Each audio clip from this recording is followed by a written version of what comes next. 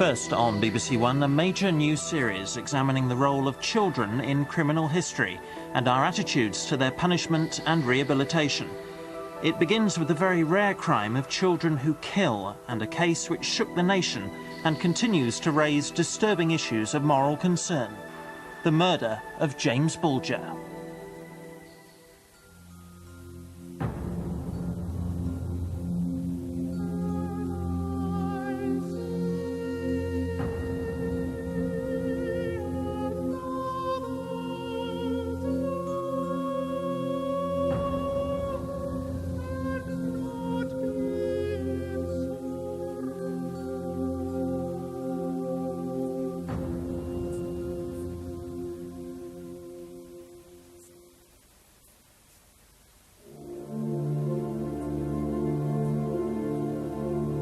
Liverpool, 1993. On a cold winter's day in February, two 10-year-old boys abducted and killed a young child. It was the darkest hour in the story of children and crime. The aftershocks of the case reverberate to this day. They decided to kill him. They didn't have to do that. It was a deliberate decision. At the time, there was, across the nation, a profound sense of sorrow, even anguish about the crime. Nowhere was it felt more strongly than in Liverpool itself. I had nightmares for weeks afterwards. You blame yourself. You think, why didn't I say to them, lads, what are you doing with them? Again and again, the question was asked how such an event could have occurred and why two children could have done something so terrible. Some saw it as a sign of a society which had lost control of its children, others as an outburst of evil. The problem as to why it happened is something that will be debated for many, many years. Talk about a riddle wrapped up inside an enigma. This is a classic case of that.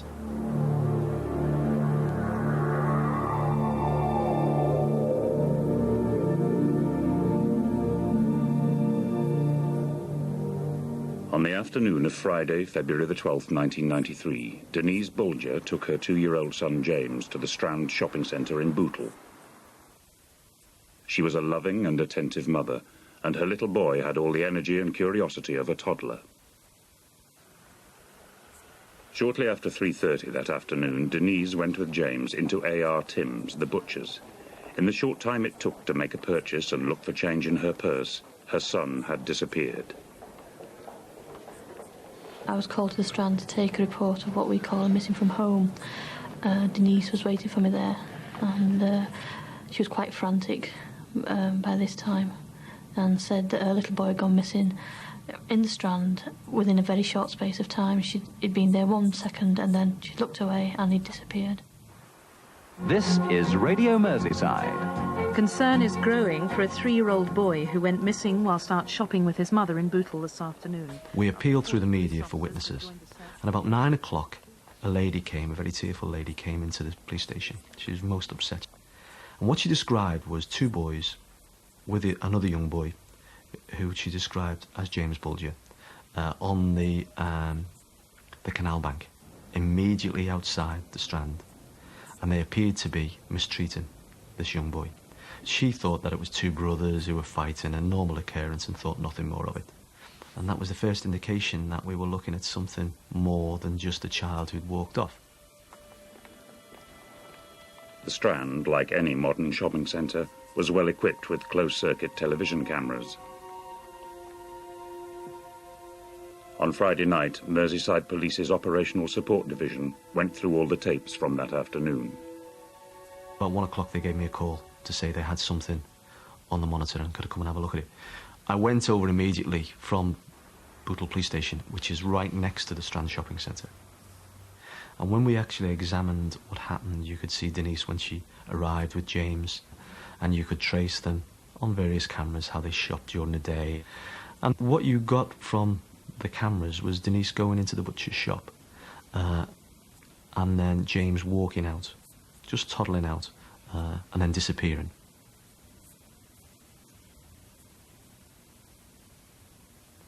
Then you got the image of Denise immediately, some seconds later, rushing out and looking up and down the Strand for him.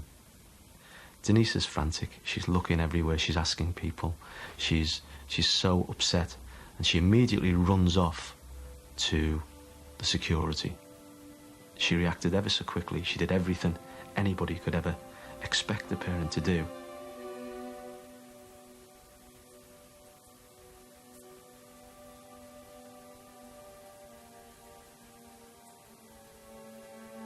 James was being led away by two young boys. Immediately then, it confirmed the witness that who'd stated earlier that there were two boys on the canal bank. It then became very worrying. The police thought the two boys captured on video must be teenagers. James Bulger, seeing her son in the company of two youngsters, was reassured. At first, Denise was very comforted by that because it was felt that it's two boys, you know, what possible harm could come to James. Whereas if it had been a man or, you know, a woman leading him away, there would have been more immediate concerns. As dawn broke on the following morning, Saturday the 13th of February, the police began the process of searching the local area. The canal where James was seen by the witness, the warren of railway lines around Bootle. Once the Saturday progressed and the publicity went out, and we felt that most people in that area would have known about the boy missing, then by the time the Saturday afternoon, Saturday evening came, I think of our own minds then we had to resign ourselves to the fact that he wasn't going to be recovered alive. Following the publicity about the missing boy, a security guard in Bootle decided to check his videos on the off chance he might see something. He did, and alerted the police. The significance of this particular video was that you could compare the size of all three boys and the wall. And it was such that the wall, when we stood next to it, was so small, you realised that our interpretation of the size of the boys who had taken James was out, and that these boys were possibly a lot smaller than we had originally thought. The next day, Sunday the 14th of February, 48 hours after James Bulger went missing, 4 boys playing on the railway line in Walton made a gruesome discovery. I remember the phone call coming through to say that a body had been found, and really you had no need to convince yourself. You automatically knew what it was going to be. We immediately made our way from Bootle to the railway line, where the uniform officers and the local CID were waiting and had preserved the whole area. There, on the railway line, right next to the police station, was James's body. The sight was horrific. It was devastating, but immediately you knew it was James. To the police's horror, it was obvious that the little boy had been tortured. His clothes removed, paint thrown at him. He had been stoned and beaten to death. His body was then placed on the line in a naive attempt to make his death seem an accident. Detectives say an unknown weapon was used to murder the boy before his body was taken to the embankment. But at a news conference, Merseyside Police refused to give details of the injuries he suffered. I think it's very hard in the words of the English language to describe it. All I will say, it's horrific, and it caused both of us a great deal of emotional upset last night. Morning. Were you on the rank on Friday, sir? I wasn't working Friday. You weren't working? No. Were you in the area at all? It was now a full-scale murder inquiry. Given the horrific nature of the crime and the fact that it seemed to have been committed by 2 young boys, the police came under tremendous public pressure to make arrests, and as time passed, more witnesses were found. Morning. We spoke to you yesterday. The police were coming down the rank and asking us, did we see anything? I mentioned to them about them dragging this little lad up. The policeman said, right, pull your cab out, park at the front, come with us. David Kay told the police that he had seen 2 boys with a toddler come out of the shopping centre. I heard kids shouting, looked over, there's 2 lads, one of them's got hold of, I know now, James Bulger's hand, dragging him up, and he just, the kid didn't want to go. I just naturally thought, brother, being a little pain and that. So then he picked him up, literally dragged him up by one arm, held him so his body was across him, and they walked up. The only reason I remembered them picking him up that way is because my eldest picked the youngest up then the same way, because he was awkward to carry. One thing I did notice, James Bulger was like well dressed. These lads were a bit scruffy, which looked a bit out of place.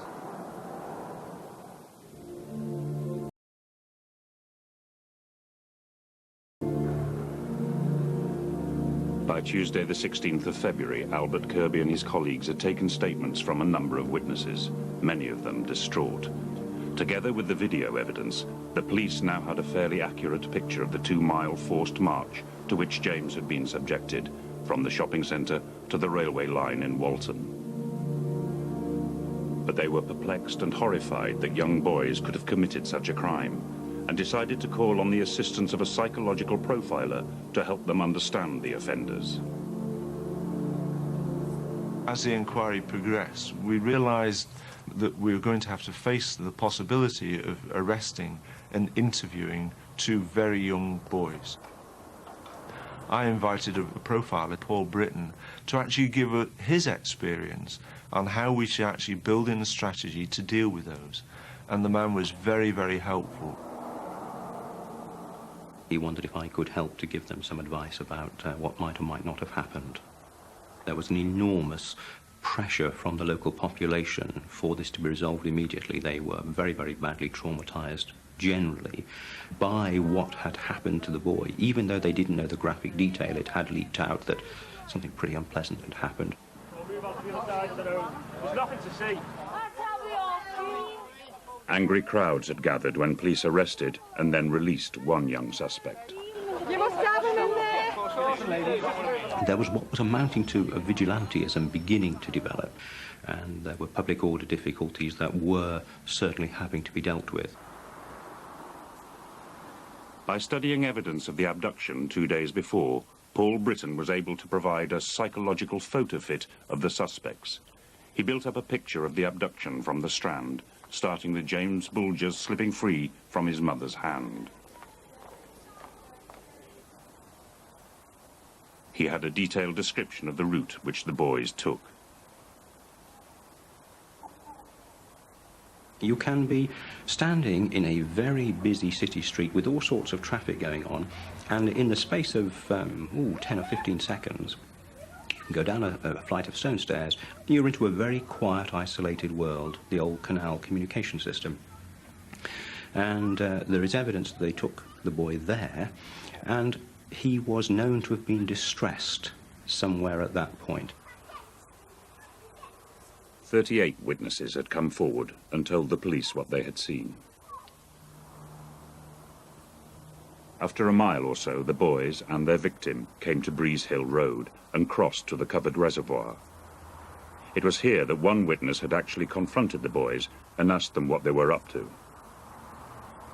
The boys that have James very, very deliberately explain that he's all right, that they're going to take him to the police station.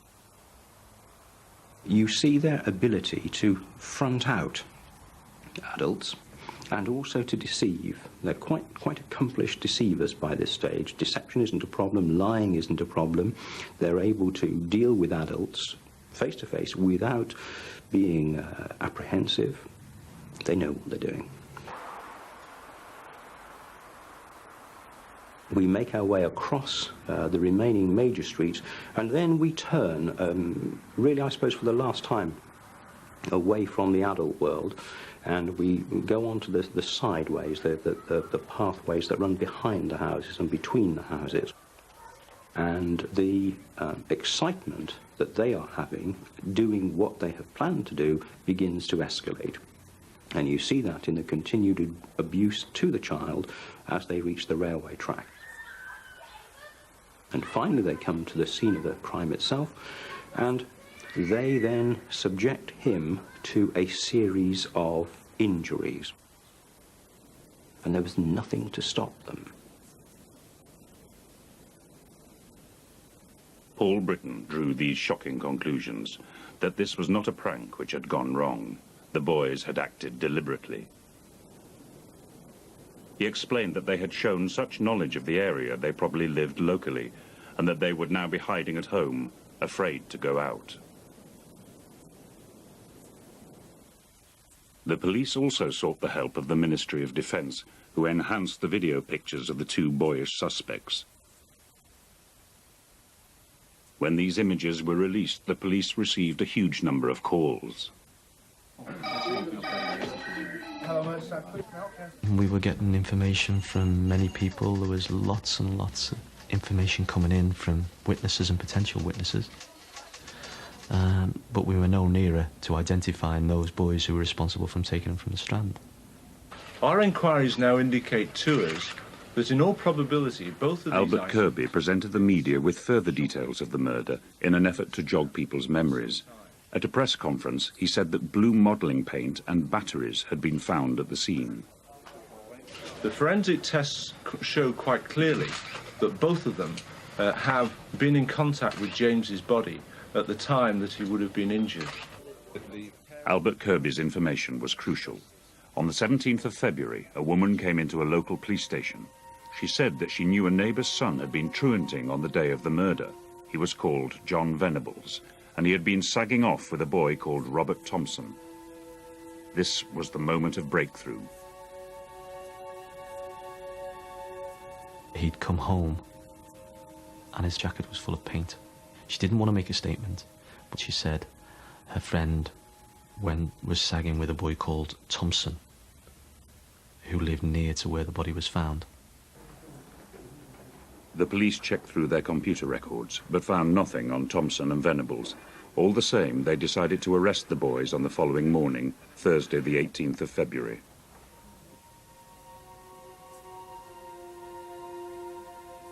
At 7:30 in the morning, Detective Sergeant Phil Roberts went with 3 colleagues to Walton Village.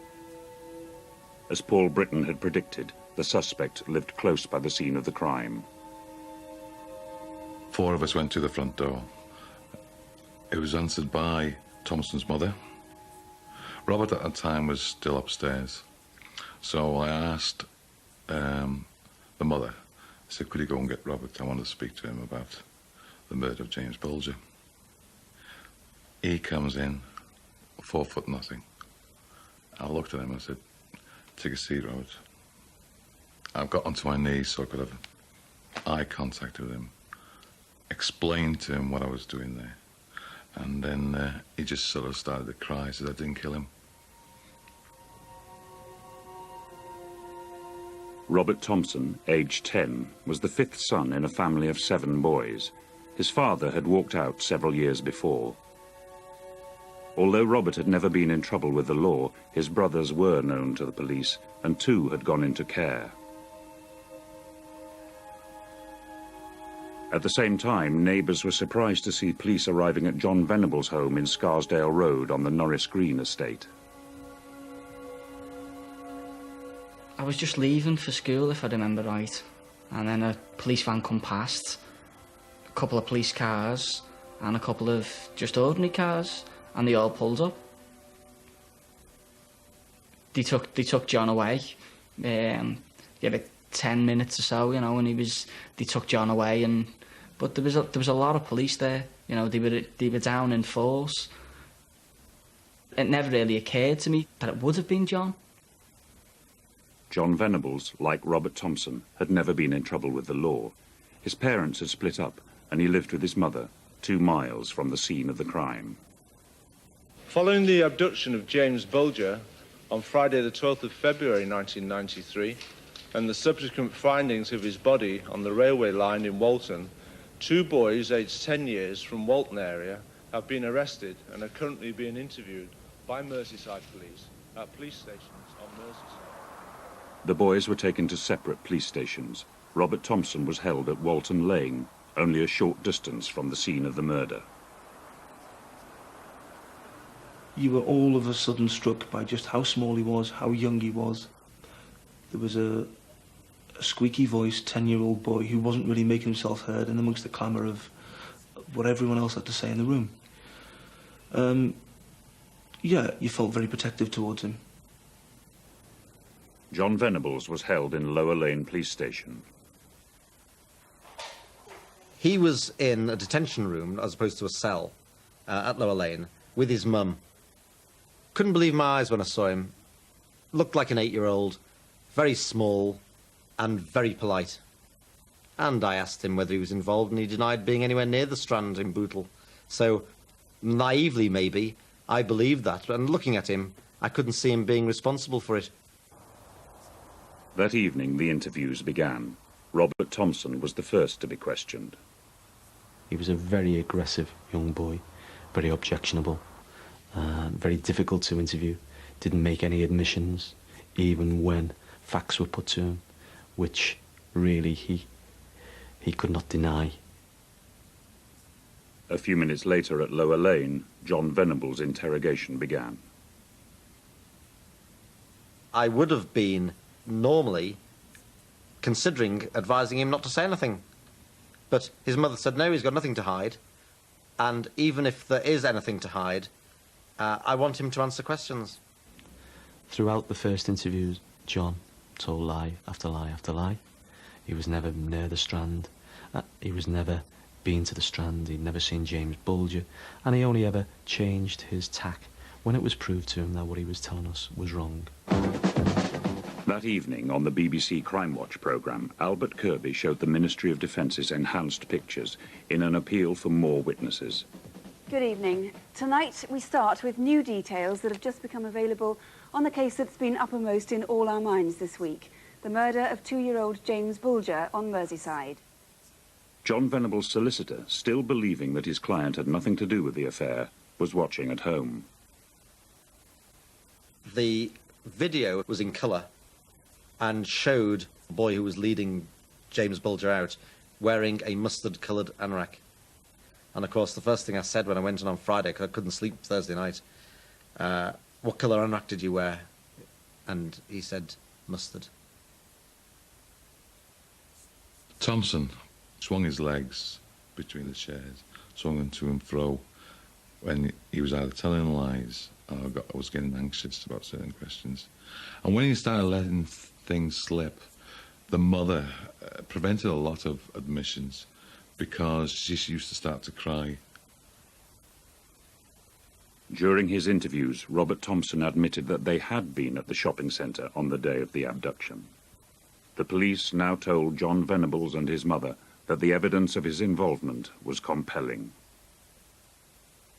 She was very anxious to find out the truth. I don't think she believed for 1 minute, despite all the evidence, that John was responsible and the officers involved, and she put her arms around John Venables.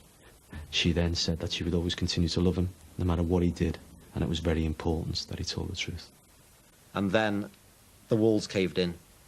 He admitted that they had been to the Strand, but he, very tactile, emotional little boy, he jumped out of his chair, screaming, hugging the officers, hugging his mum. He was very sorry. It was a very tearful scene for all concerned, the officers, Susan Venables and John Venables. Although he didn't admit being responsible for the injuries, he admitted being present, and that was a major breakthrough.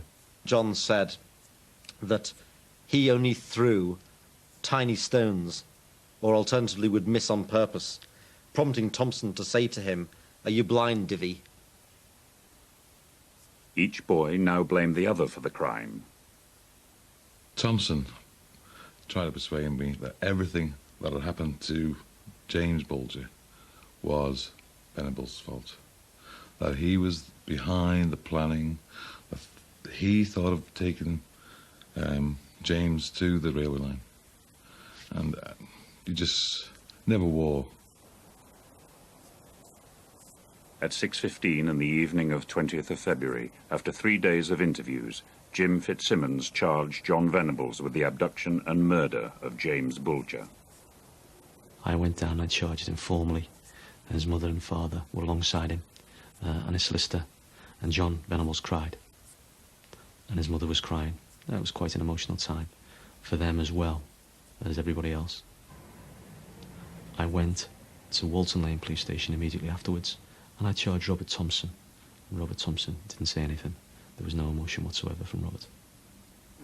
Following tremendous public response, at 6:40 p.m. today, Saturday the 20th of February 1993, Two 10-year-old boys from the Walton area have been charged with the abduction and murder of James Bulger. 2 days later, on Monday the 22nd of February, the boys were taken to South Sefton Magistrates Court in Bootle for a hearing. Media interest in the case was enormous. Television crews and photographers from all over the world came to Bootle to get a shot at the boys.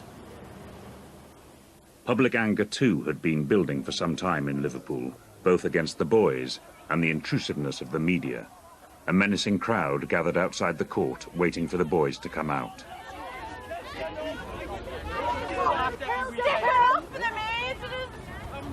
You're going to give his family £500 are you?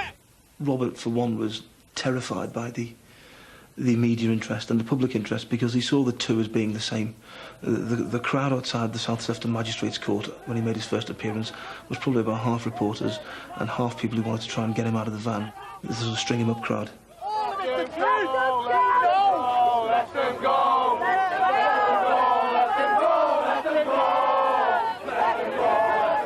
It's almost as if Rent a Mob appears.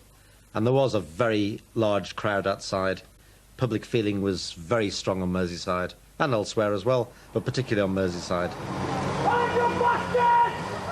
As the boys left in the transit van, bricks were being thrown, people were running up to the side of the transit van, hammering on the side with their fists.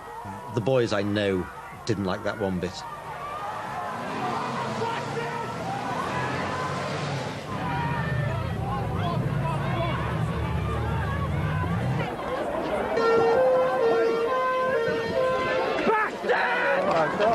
Okay, lads, come on. The public anger and national attention had a strong impact on the boys' outlook. Already deeply traumatized, each now became withdrawn, refusing to talk about the crime except when blaming the other. Certainly that kind of behaviour from the crowd will have had some bearing on how he conducted his case. I mean, I should imagine it certainly had some bearing on his decision as to whether he wanted to give evidence or not, because he knew that would have been the focus of enormous media attention if he did. Never before has a crime by children against a child caused such national anger and upset. To the experts, this was not so much a response to the crime itself, but arose from the very public way in which it took place. I think it was triggered by a very unusual visual image of the offence starting, and I think it's that was in people's heads, and it's that made the thing take on a life of its own. The video perpetuates the sense of helplessness, powerlessness, and inability as an adult to intervene in the start of what was a pathway to a young child dying. I think most parents and grandparents would be wanting there and then to intervene and to alter it. Everyone was prepared to feel that that child belonged to them. Then we know that that child, our child, has been most grievously murdered and terribly hurt. And so we then have a feeling of outrage.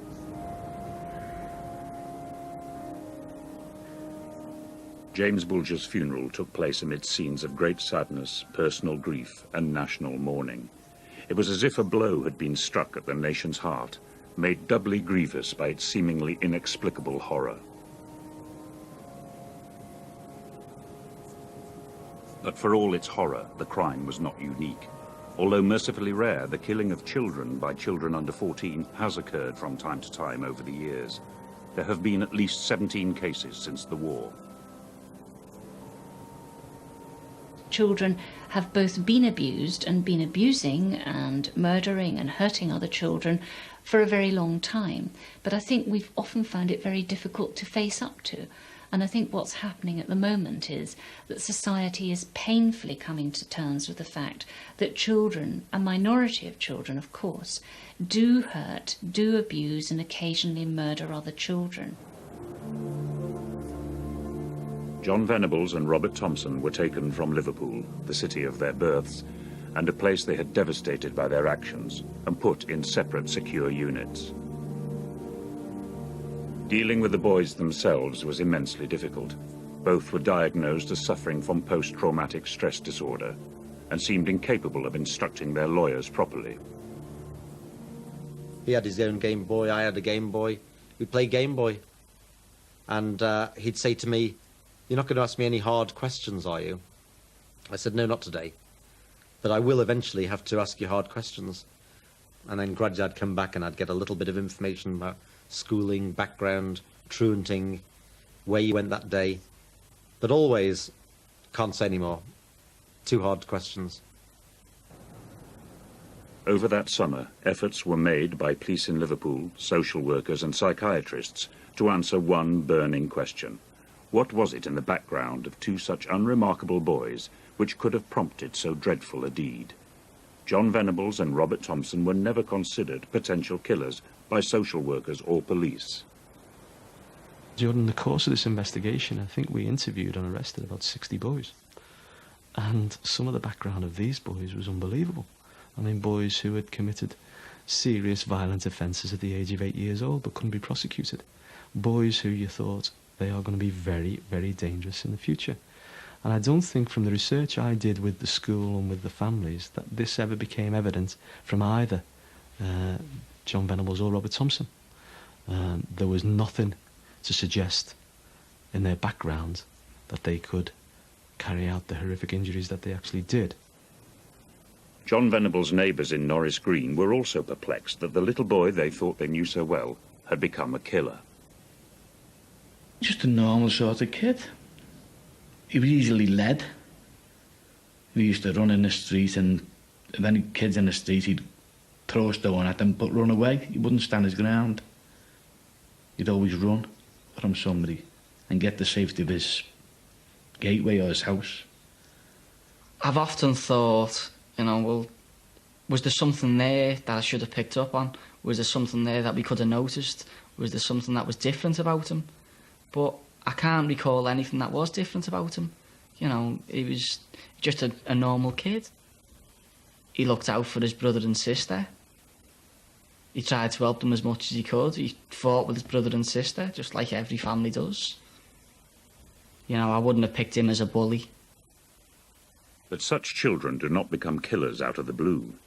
To child specialists, there is almost always unhappiness in the background of young criminals like Thompson and Venables.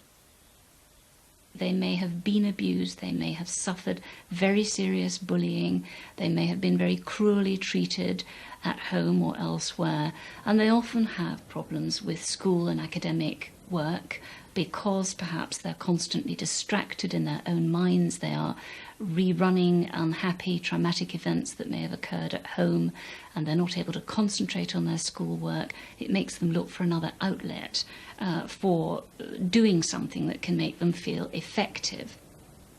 Much of this was true of the two boys. They went to a church school where discipline and morality were central, but both were truants and had been held back a year.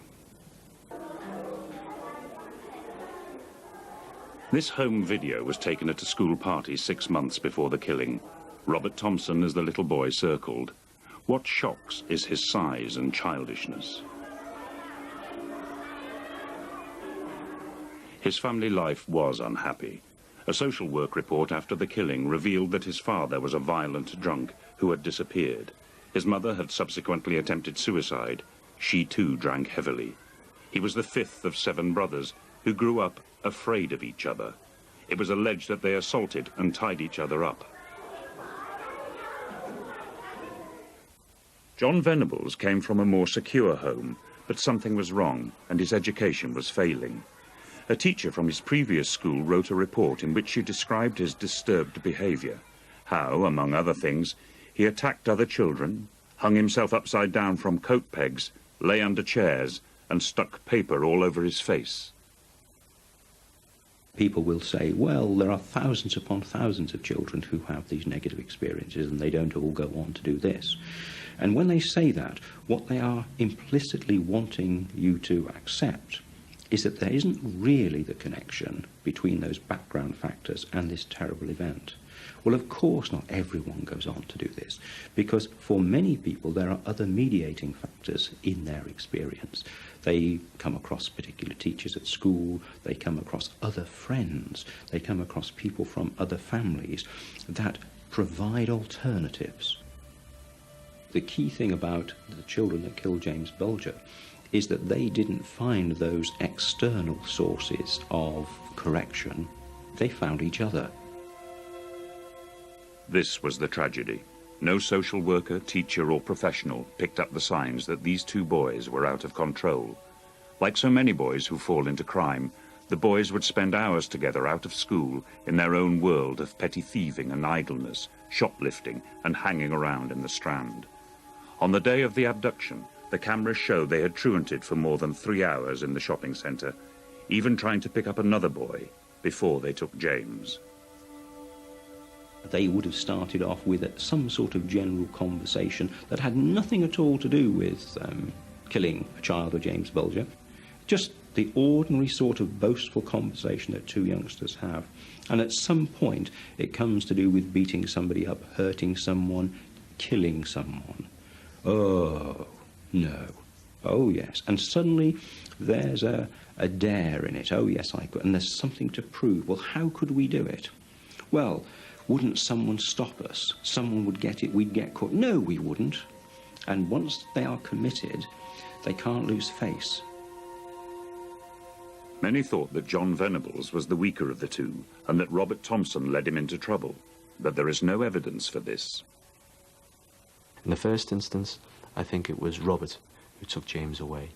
Then John is seen hand in hand walking out of the Strand. And then we have the instant very close to where James was killed, where Robert is approached by another boy who he knows, and he says, "Oh, it's all right, it's my brother. He's always like this," when James was crying and sobbing. So, for me, the evidence suggests that both boys took the lead at various times. I think actions do take on a life of their own when there's more than one person involved. You get an audience effect, one feels the other, and seen this many times in this case and in others, and it does take on a life of its own and explains why young people or adults do some of the more dreadful actions later on before somebody dies.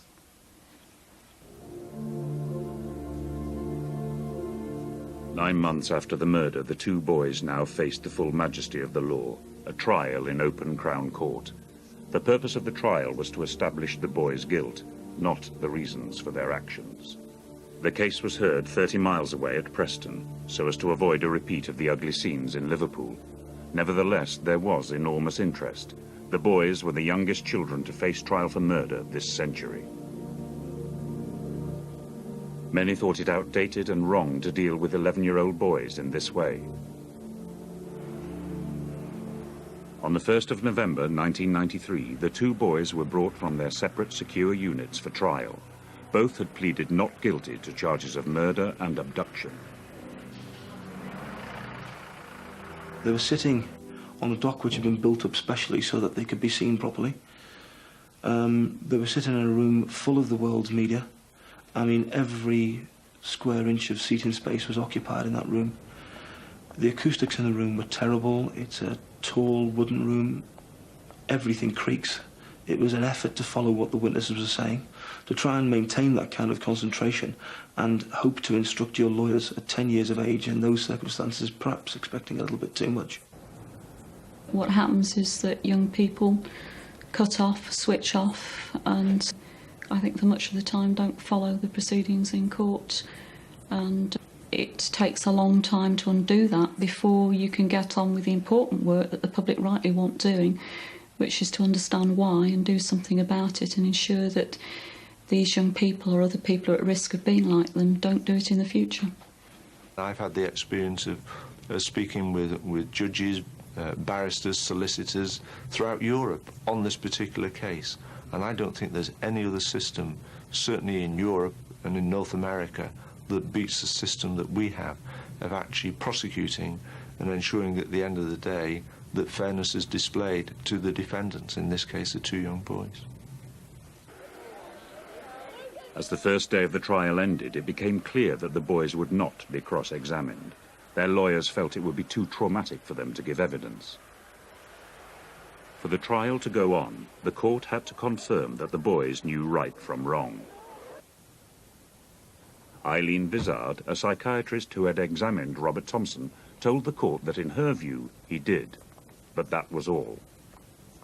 There was very little opportunity to actually tell the jury, tell the court, what my assessment of this boy had produced, what my feelings were about the reasons for him committing this very serious crime, what my understanding of the relevance of the background factors was, and how, in my view, it all knitted together to create a very familiar yet sad picture of a disturbed boy committing a serious crime. But no psychological evidence was heard. Instead, those who had witnessed the abduction were summoned to be cross-examined. All the press were there, photographing us as we're getting out, and that was terrifying. It felt like you were on trial. But when I was in the court, looking down at the two lads, they looked... It reminds me of my two lads. Innocent, wouldn't hurt a fly. They were just sitting there until you realised what they'd done. I won't forget their faces for a long time. I had nightmares for weeks afterwards, you know, thinking if I could have done something, but you know, you blame yourself. There isn't a day goes past I don't think about it. You know, you just got to live with it, basically, now.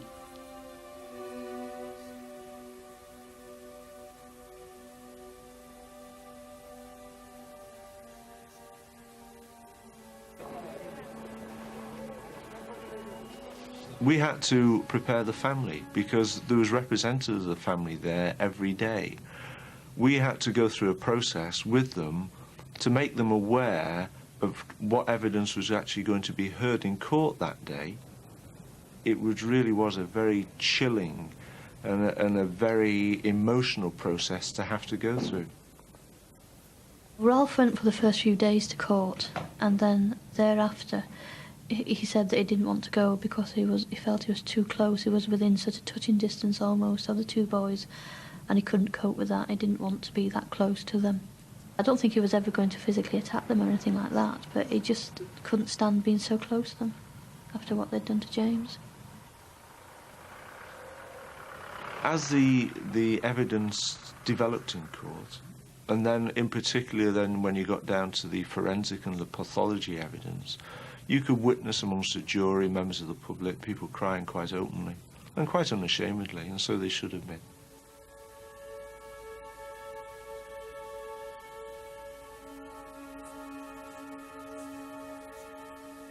The photographs, although they weren't the worst photographs, when we put the album together, still for the layperson they were very, very difficult. And it was a very emotional time, obviously, for the jury, because they had to sit through this and they had to see everything. The boys' interrogation by the police had been recorded. The tapes, all 4 hours of crucial evidence when the boys made their emotional and often tearful admissions, were played to the full court as Robert Thompson and John Venables sat in the dock. The two lads had to listen to themselves, probably at some of the worst times in their life. They had to listen to themselves crying, distressed. This was possibly, although I've never asked him specifically, but this is possibly, I would suspect, one of the most difficult things about the trial for Robert and I presume also for John. 3 weeks after the opening of the trial, the jury retired to consider its verdict. On the following day, the court reconvened. For the first time, James Bulger came to Preston to hear the outcome of the jury's deliberations. The foreman of the jury was asked to stand. Clerk to the court asked him whether or not he'd reached a verdict. He said, yes, we have. Is that verdict one of guilty or not guilty? Guilty. The emotion that enveloped the court was as great as it was at 9:30, 10 o'clock on the opening morning. There were cries of horror from the Venables and Thompson camp. There were cheers of delight from the Bulger camp. The two boys had to actually come and face the family as they went down the steps, and that's the first time really you got a good look at the faces, and they seemed... there didn't seem to be any sort of contrition at all with them. It was all sort of... They were obviously upset, but I didn't feel they were upset for James. They were upset for themselves because they'd been caught. I think Denise needed to see them to rest in her own mind. She needed to see the two lads who'd killed James. I think that was it, and that's why she went on the last day. John Venables, like Robert Thompson, had never spoken about his part in the murder, other than to say he was innocent while blaming his friend. He was absolutely distraught. Brian Walsh was our QC, said, "Listen, John, the future's in your own hands. At some stage, you're going to have to talk, because the amount of time that you spend in custody depends on how you get on in the future, how you become rehabilitated, and you won't become better." And he had to put it into simple terms like that. You won't become better until you've spoken. The boys were driven off after being sentenced to be detained at Her Majesty's pleasure. By finding them guilty of murder, the jury was satisfied that Robert Thompson and John Venables were of sound mind and had a clear intention to kill. These children are completely responsible for their actions, even though there are mitigating circumstances that help you to understand how they came to be in a position where they killed James Bulger. They decided to kill him. They didn't have to do that. It was a deliberate decision. They had the wherewithal to give him up at all sorts of points along the way. The trial had not sought an explanation why the boys had been motivated to kill. That remained a source of much speculation. Even the trial judge, Mr. Justice Morland, put forward his views in a special statement after the trial that violent videos might have been a cause. It was discovered that John Venables' father had rented many such videos from a local shop, including Child's Play 3, a horror film about a demon doll, but there was no evidence that John Venables had watched it. I don't think that there was any evidence that one factor, such as viewing videos or such as truanting from school, there's no evidence that any one factor is what did it, what caused these boys to commit a very serious crime. Rather, it's a question of taking them all together and understanding the overall picture.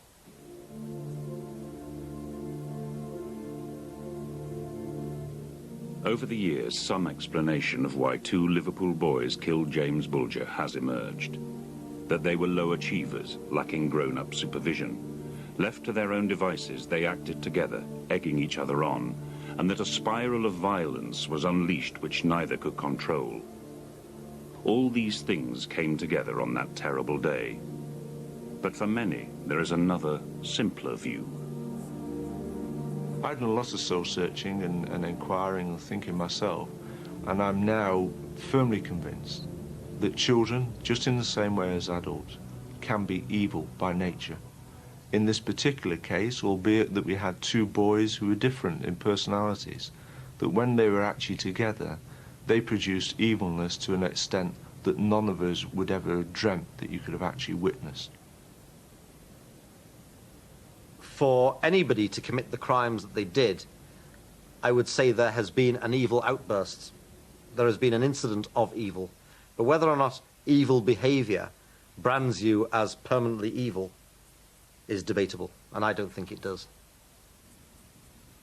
In the years since the trial, the boys have been held separately in secure units where they receive special care.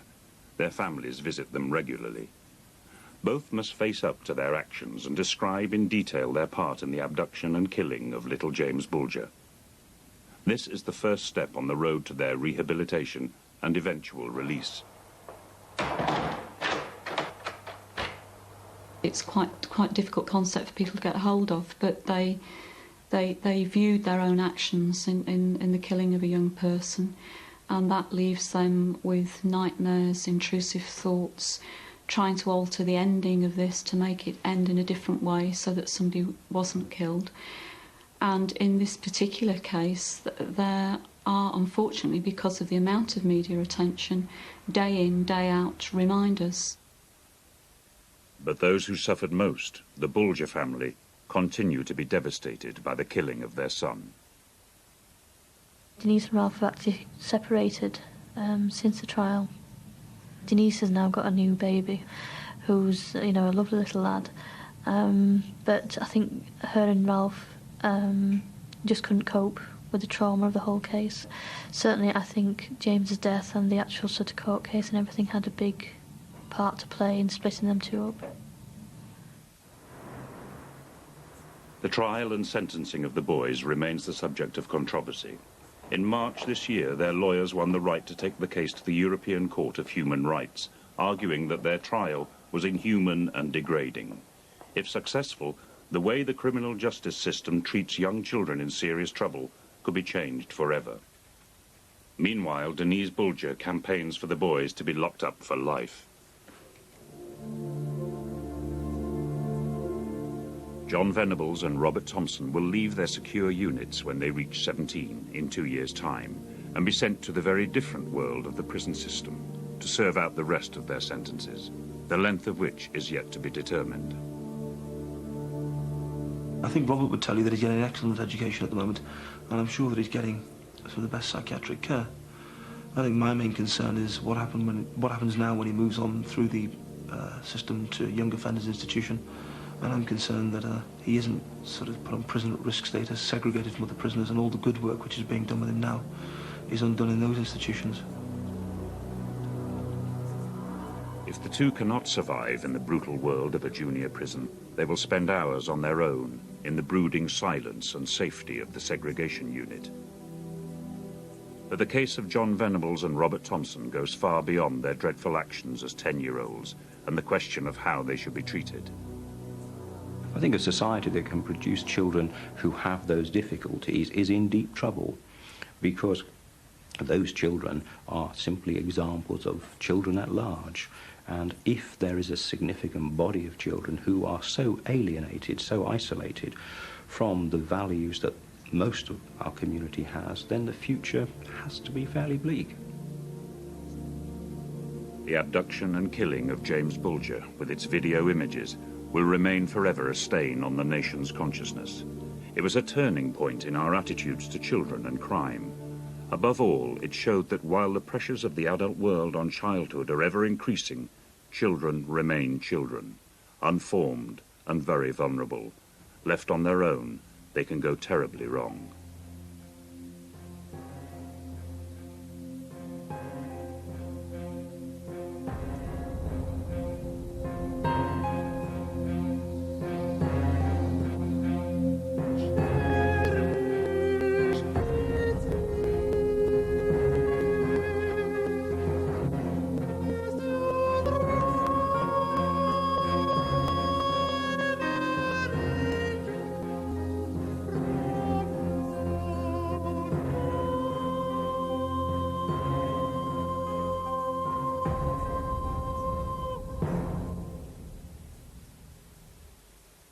Some of the wider issues surrounding young people and crime will be discussed at the end of the series in a Children of Crime debate with David Dimbleby.